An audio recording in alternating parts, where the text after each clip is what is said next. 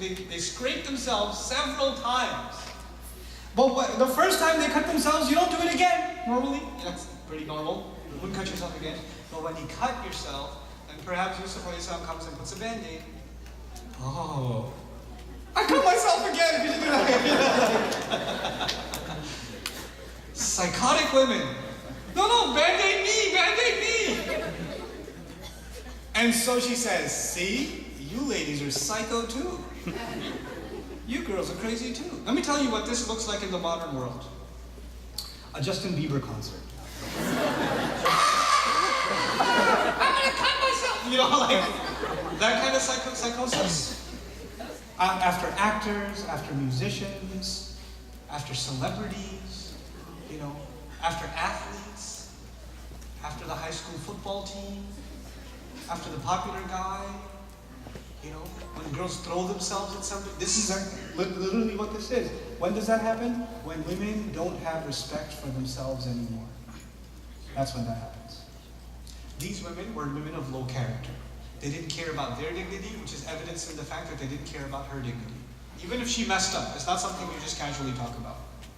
And that low dignity comes from people who they don't have any values in terms of family or prestige or maintaining honor, none of that. All they have are hormones. That's all they have. That's the society we've become. In the United States, unfortunately, we have become an overly, I said this before, and these are my last comments, we have become an overly sexualized society. What is praised, what is glorified, is someone who looks more physically attractive.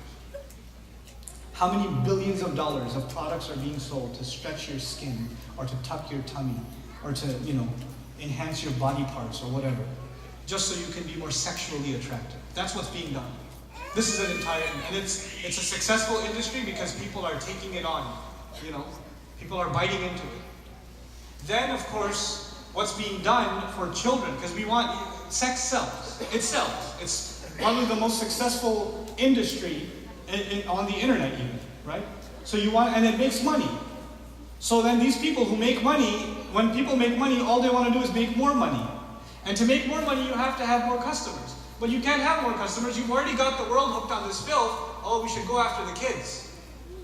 So what they do now is they have, you know, in the music industry, you have this vile, disgusting, suggestive, you know, music, and then they have Disney versions of that music.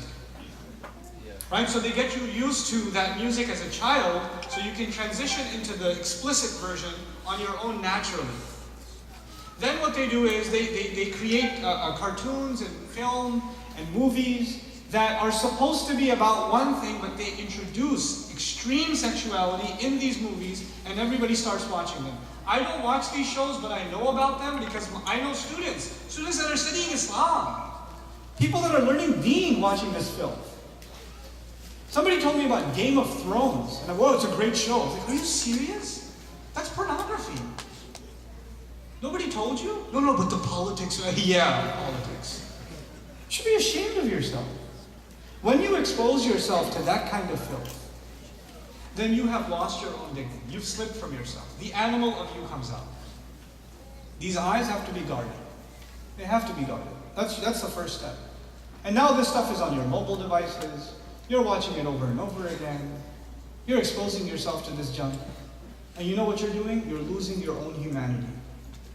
You're losing your own humanity. You're not going to be able to have a normal relationship. Yes, desire, temptation, attraction, these are things Allah put inside of us. But this is one of the things Allah put inside of us, and there are other things. There's a spiritual part of you, there's an intellectual part of you, there's an ambitious part of you, there's a really smart part of you. There are different parts of you, and they all work in harmony.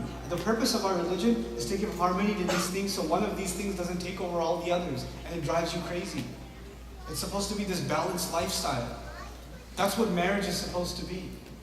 You know, and I'm not giving you a talk today about marriage, but those of you that are married, you know, we have to work on making our marriages beautiful. So there's no reason to look for temptation outside of marriage.